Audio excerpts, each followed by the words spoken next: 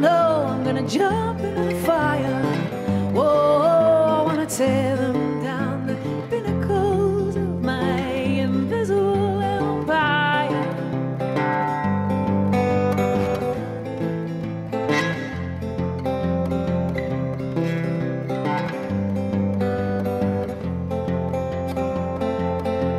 Another gamble never works twice.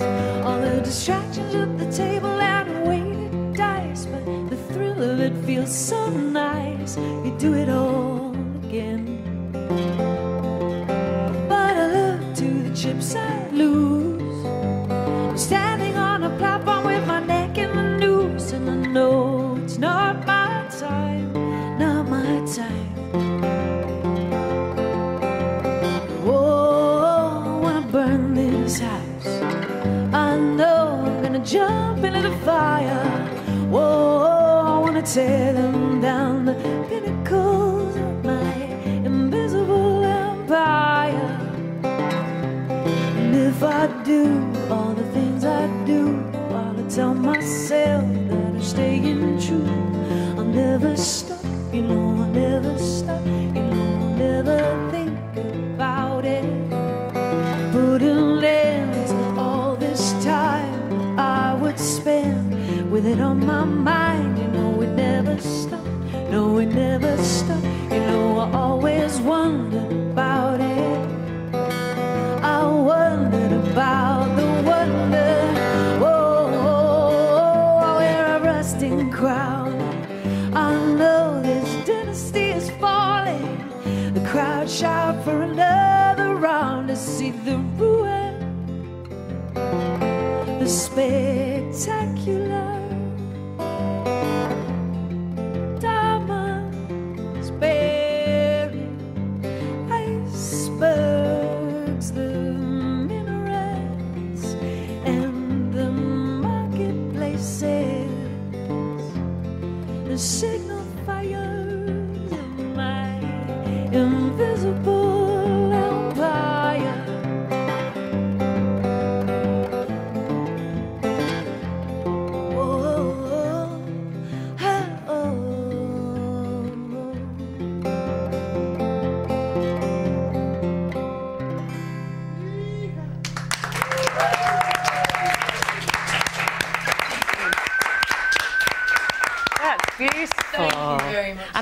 And this is the fabulous guitar. This is the guitar. How did it perform? It's older than me. It's great. It's always so nice when you find an instrument that kind of speaks to you. It's great. Yeah, it was a tremendous privilege to watch you up close and personal. Oh, I have to thank say. you. If you ever fancy a duet, you know where to come. Bit of Johnny Cash. Yeah, bit of Johnny. I had the time of my life from Dirty Dancing. No. Yeah, I could see that. More Johnny Cash, you know. Really? But yeah. Okay, all right. Yeah.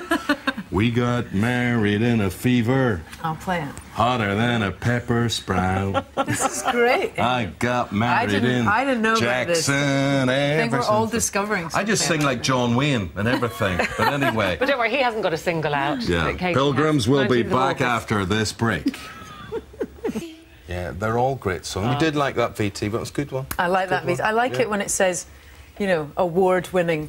Yes. Brilliant. But you are, and you're attached to that. The thing, and you're different as well, and you're attached to that guitar. Yeah. Is that a particular guitar that you grew up with, or No, I'm playing a new one today. It's 1959 Gibson. Right. Which is absolutely beautiful, but I've always thought that my guitar bone's attached to my throat bone. If I don't play guitar, I can't sing. I understand that. rubbish. So it's a prop. I mean, you would actually, Yeah. if you went out on stage, you would feel completely naked without I can do it, guitar. and I've done it. I did, Yeah. when I was singing with Jules Holland, and I did Night and Day at the Ellis Fitzgerald version, and I didn't. And you get used. You've got to take a bit of time working out what to do with your arms, definitely. You see, you pay homage to all these old stars as well, and you translate it into a completely different thing for today's audience. Do they actually do a lot of them? Are a lot of them not aware of what they're listening to? Is what I'm trying to say. I think people are still getting into old records. I mean, people grow up with what their parents have. I think I'm amazed. Young people still always seem to get into the old records somehow. And I was playing a show the other day, and there's a 5-year-old girl singing all the words to my first record, and she wasn't born then. Yeah. So they're definitely still always. Right. I think who good were the good ones records that your last. parents Basically. were listening to? They That didn't listen to any music. So, no. Ah, come on. They didn't. What, was that a religious thing or something? No, What was not that? at all. My dad, they're both academic. My dad listened to Tom Lehrer, who's some mathematician, political satirist, and a bit of Bach. And he had the soundtrack to Chariots of Fire by Vangelis. That was brilliant. Well, So if you didn't listen to that, I heard music through friends when I got a bit older, and ended up listening to Muddy Waters and Tom Waits and. So did you just pick up a guitar yourself, or did you go and have lessons? I learnt piano from when I was really young and had lessons and never got very good, and then taught myself guitar and singing. I didn't get any lessons in those. And so it's interesting that you talk about going back to vinyl. So much do you believe in that you're wearing vinyl today, a vinyl skirt. that you've got on there. And that brings me to the album, which Invisible Empire stroke Crescent Moon, right? So this is an album in two halves. It is. Tell me, explain this to me. Well, first of all, it was 2 sessions that I did out in Arizona, in America, and I had a huge, big, tumultuous thing. My life turned upside down in the summer in between. So these two in halves. a bad way. This was tragedy in the family. Yeah, and I things, lost my dad. My personal life went crazy, and so basically, I was in a very different place by the time I did the second half. But the other reason was I was really getting into vinyl again, and I love the pause between the A and the B side, and I love that you get 2 first tracks. Yes. And does it sound different? Does it? Would Well, we it know does. the difference? It sounds different because we recorded straight to reel tape machine, and so the difference with that is that if you do it to computer, you can. It's so difficult not to fix things. Like if you can, you want to go and make it perfect. And with tape machine, you're not even thinking about technical perfection. You're trying to get the right feel.